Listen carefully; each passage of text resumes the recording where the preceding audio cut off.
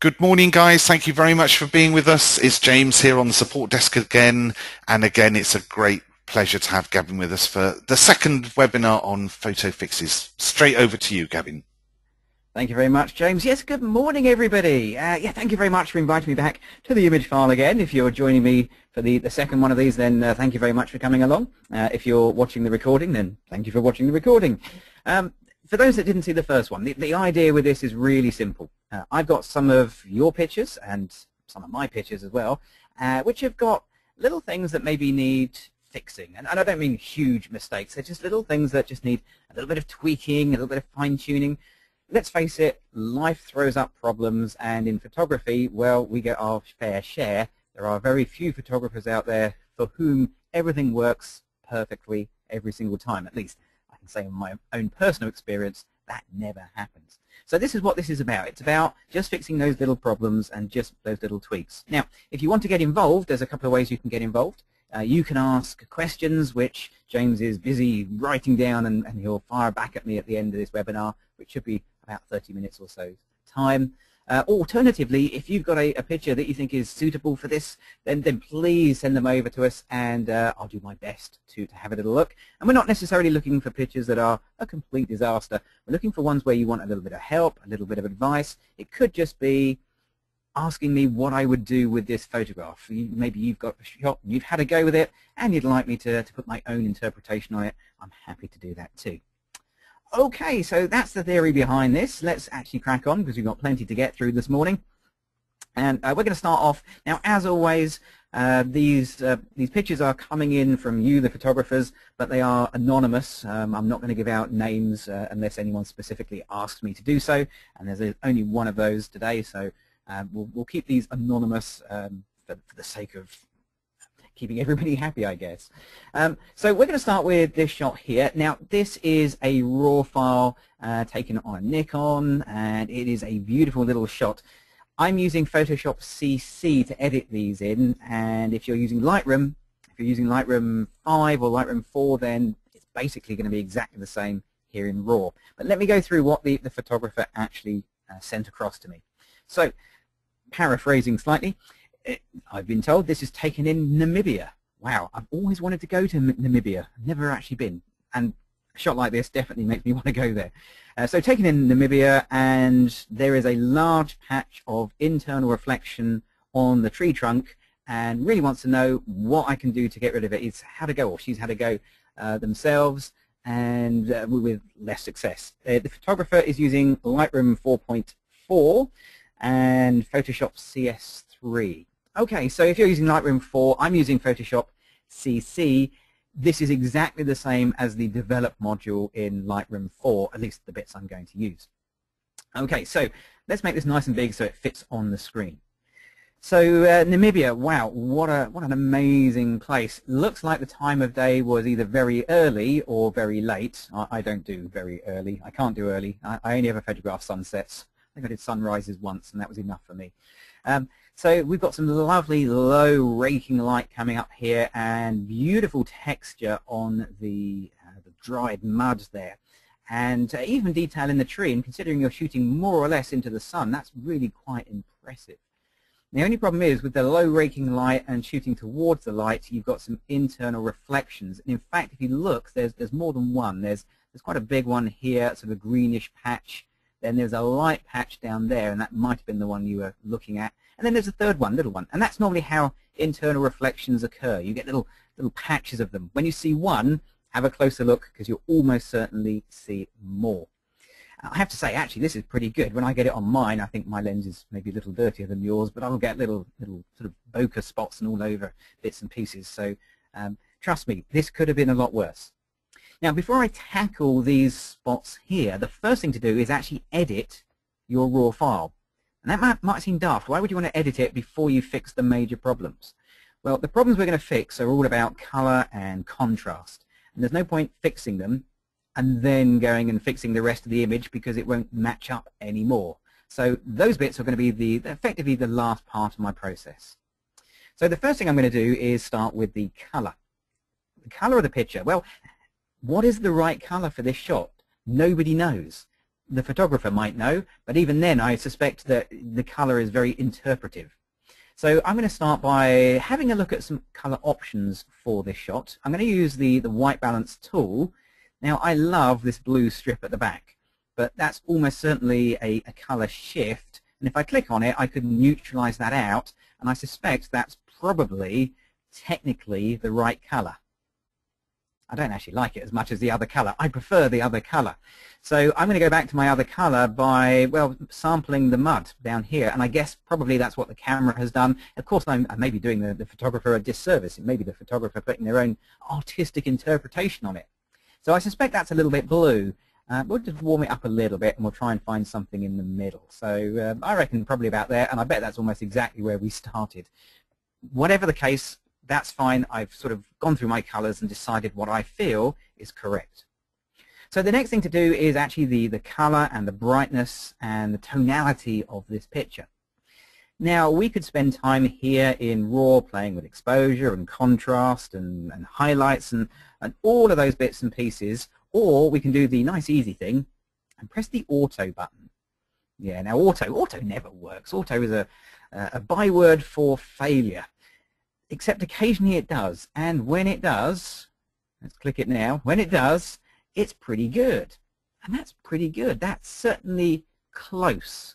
It's not right, but it's close. And sometimes that's what you want. You want to get close to where you feel your image is correct, and then fine-tune it by maybe pulling back the highlights a little bit and pulling back the exposure a tiny bit like so, and definitely increasing the clarity, because crikey, look, I've been 5 minutes in this webinar and I hadn't touched clarity. That's a record.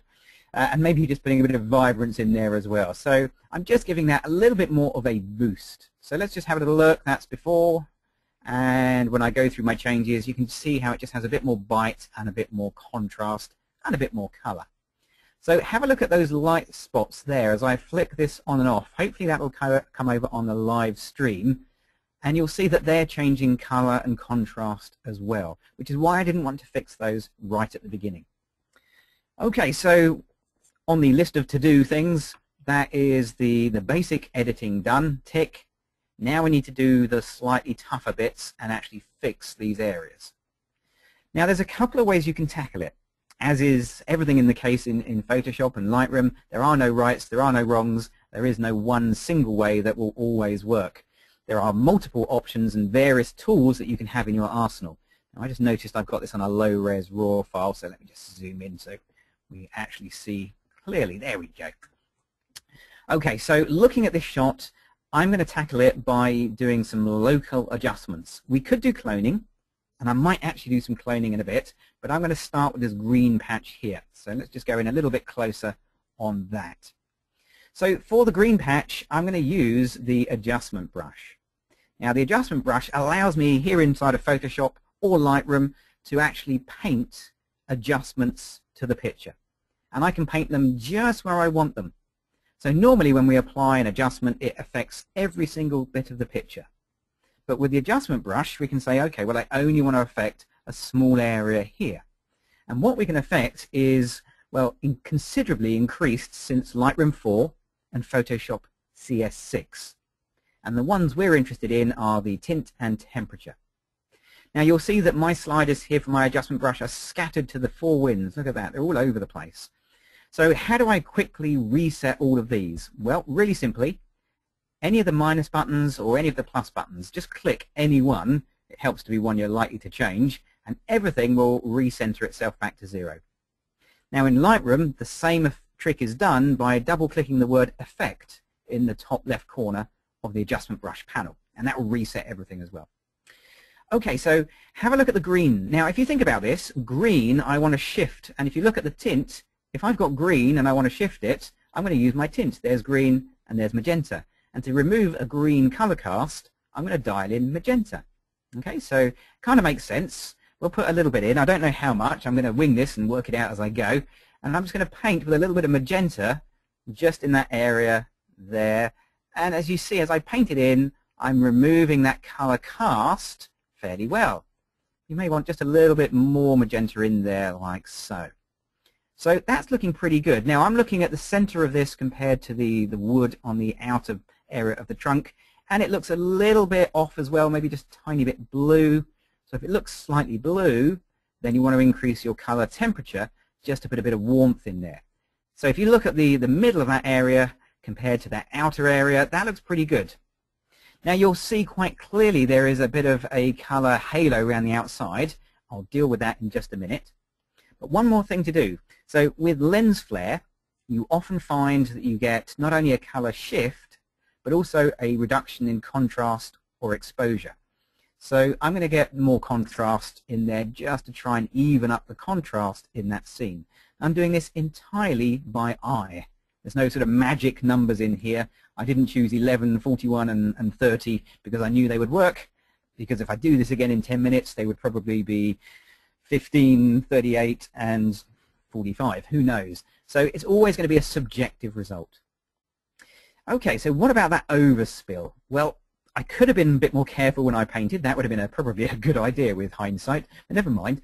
I'm going to get the erase option here. So add paints in, erase removes what you've done. Now my erase brush can be various sizes, and I can change the feathering and fine-tune this as I see fit. But I'm just going to go with a nice small brush. I'm just going to erase that away to reveal the kind of original image behind. And I've gone over the background there, so we'll just run that down there too. Now the more time you put into this, the more accurate that's going to be. But that's pretty good. There's a slight magenta cast there, so maybe we'll make one more new brush. And again, I'll just click on the minus button to reset everything there. And we'll just very, very carefully just paint in just a little bit in there. Let's build the effect up so we end up with a more sort of natural color. Okay, let's double click on the hand tool. We'll go and zoom out. And there we go. Can you see that area? Yeah, if you know it was there, you can see it. And if I go back to my shot, I'll go back to camera raw defaults. There we go. It's definitely there. And that's pretty much gone. So for the time we have available in this webinar, I'm happy with that. Okay, so let's go and do the others. And this one is going to be broadly a similar result. This one's a little bit harder, if anything. I do like to choose the harder ones second. I should have done this one first. Never mind, we'll get the adjustment brush. And this time, well, at the moment it's a bit sort of magenta-y maybe, so we'll bring this into the green end of things, and we'll paint with a nice little brush in here, a little bit of green. Except the only problem with that one is it's not really green around the outside. Around the outside it's more sort of bluey. So I need to actually put a bit of blue in there as well, just to try and match up those colors. Now in this case the lens flare has added a hot spot, so we'll bring the exposure down on that as well, just to try and blend that in and push up the contrast too. Okay, so we're going to fiddle around with the sliders, again all done by eye, just until things feel about right, and maybe about there, maybe a little bit less saturation. Yeah, that looks pretty good. Now again, I've got that little flare around the outside, so again I'll switch to the erase option, and we'll just try and remove that where I've gone a little bit over the edges. Now this is where more time would definitely get you a better result, but for speed, a nice little trick is just to come in to get the spot removal tool, and here in the raw inside of Photoshop CC and Lightroom 5, I can actually just draw a nice area and I can clone over the top. In older versions of Photoshop or Lightroom, you would only be able to do one little spot at a time, and that's where you'd leave Lightroom or Camera Raw and go into Photoshop. But that looks pretty good. Again, for time, I'm happy with that. That leaves me this one spot there, no problem at all. Let's get the spot healing brush, and that one I can just spot out. That's a nice easy one. There we go. Boom, done. That'll do for me. And there we go. Lens flare fixed. I think one last little thing is I'm just going to get the crop tool, and this is a personal subjective thing.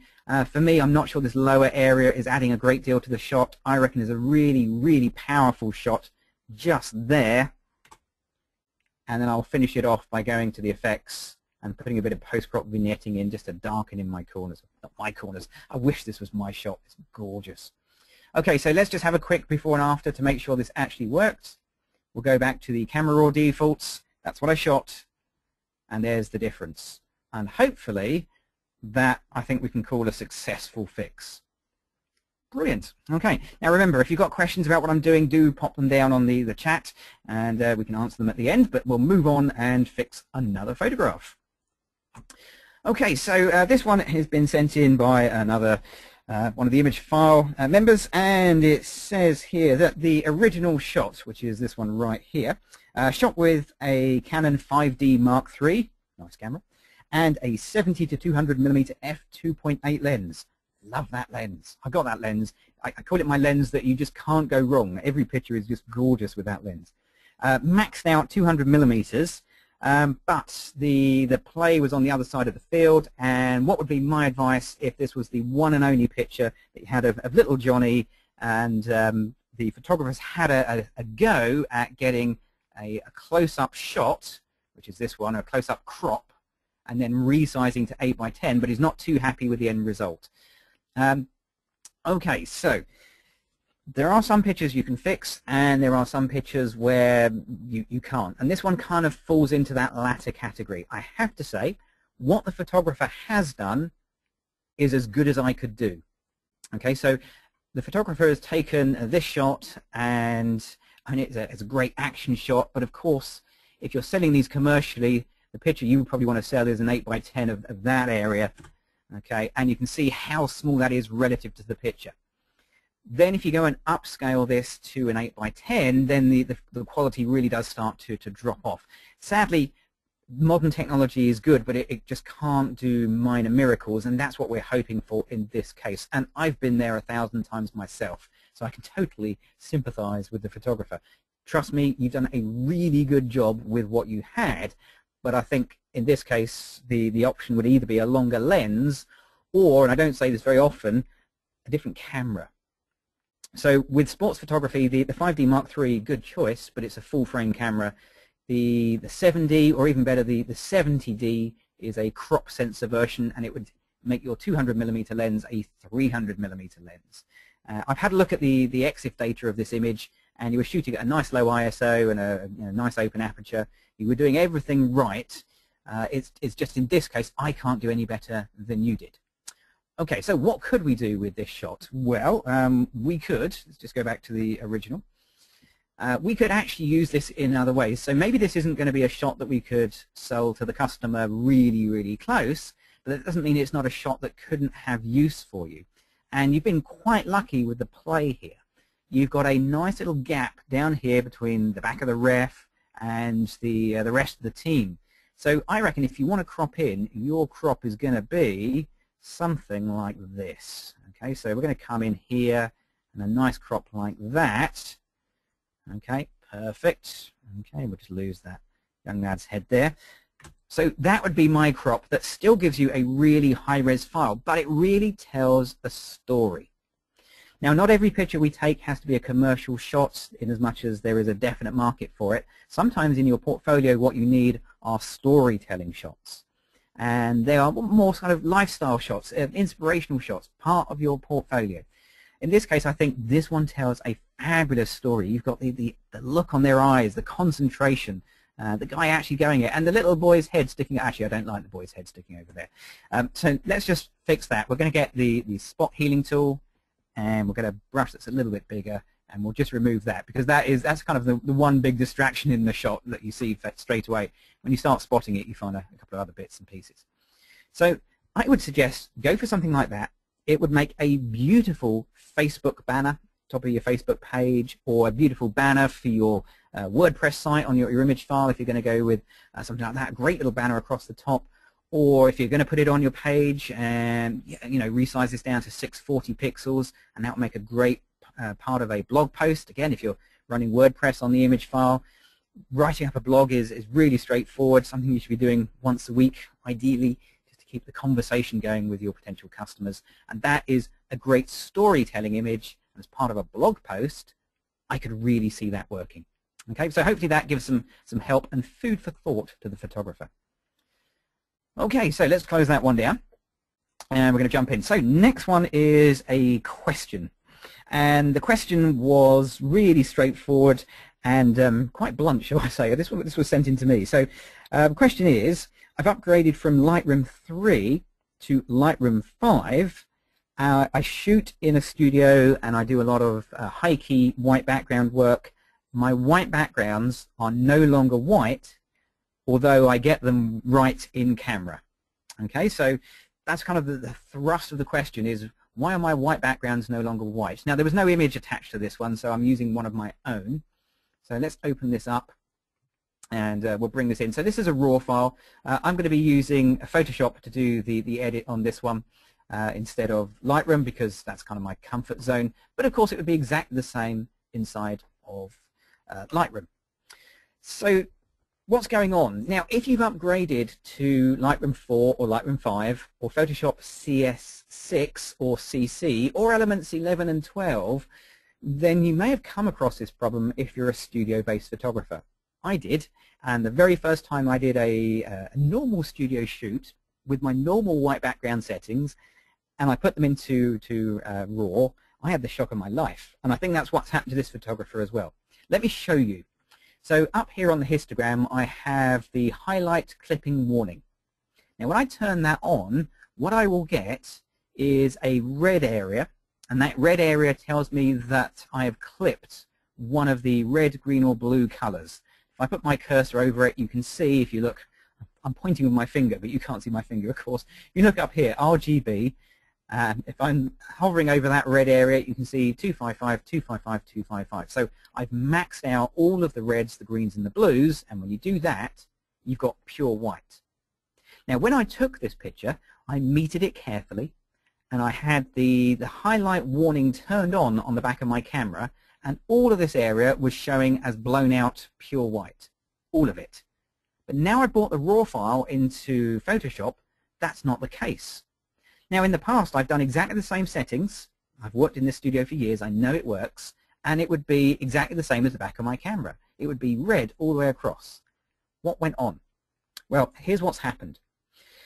Back in 2012, when CS6 was launched, they upgraded Camera Raw. So now you have contrast, highlights, shadows, blacks, and whites, where before you had fill light, recovery, and a few other things. It was all kind of moved around. Not only did they change the words, but they changed how these tools work.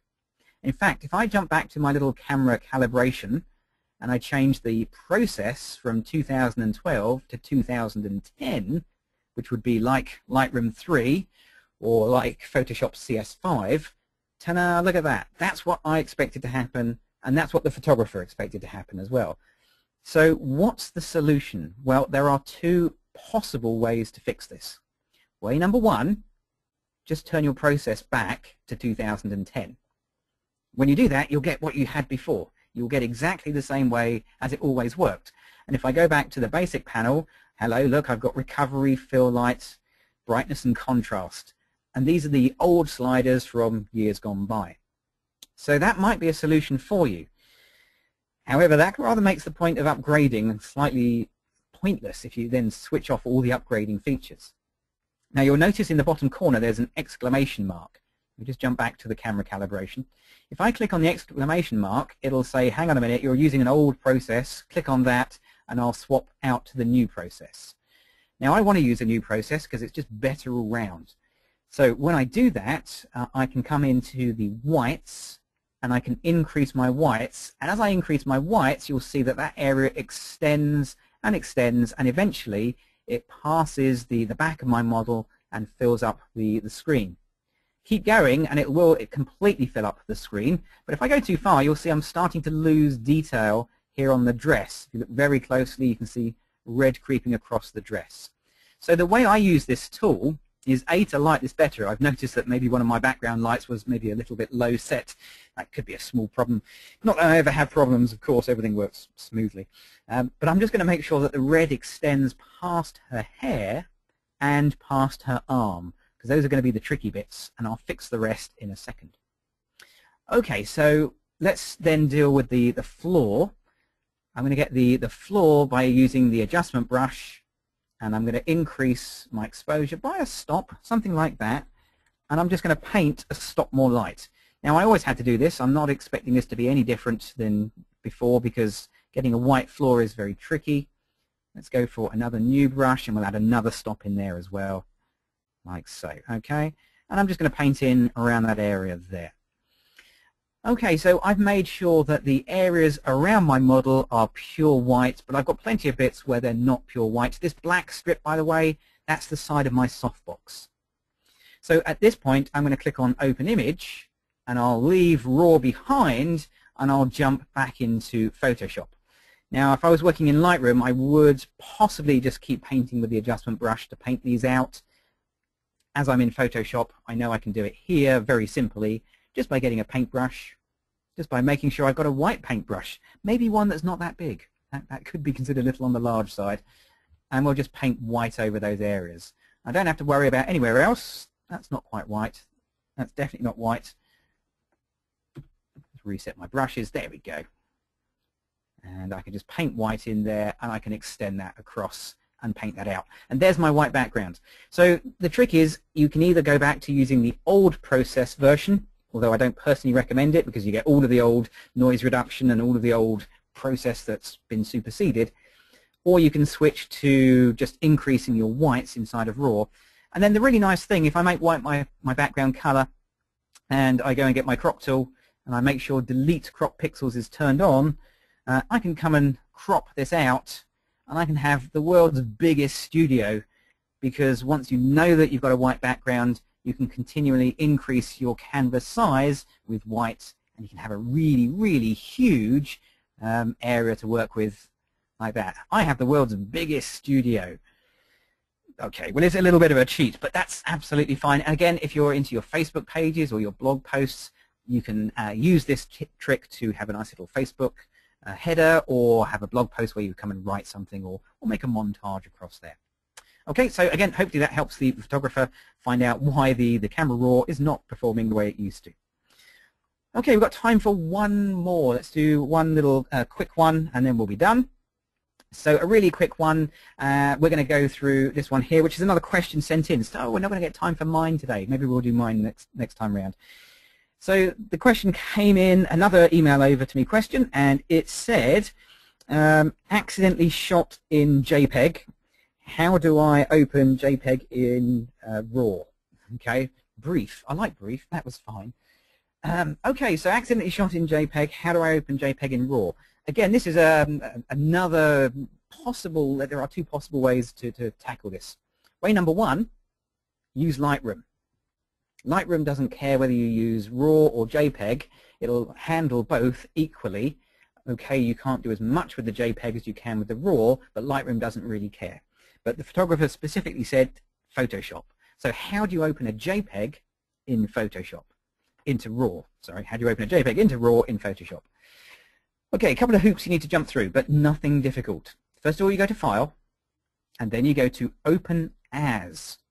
And on Open As, you find your usual box for navigating through Explorer or Finder if you're on a Mac, and you go and find the image that you want to bring into RAW. So it's this one right here. As you can see, this is a JPEG image. So how do you bring it into RAW? Well, you come down to the bottom where it says the file type, which will be, as default, a Photoshop.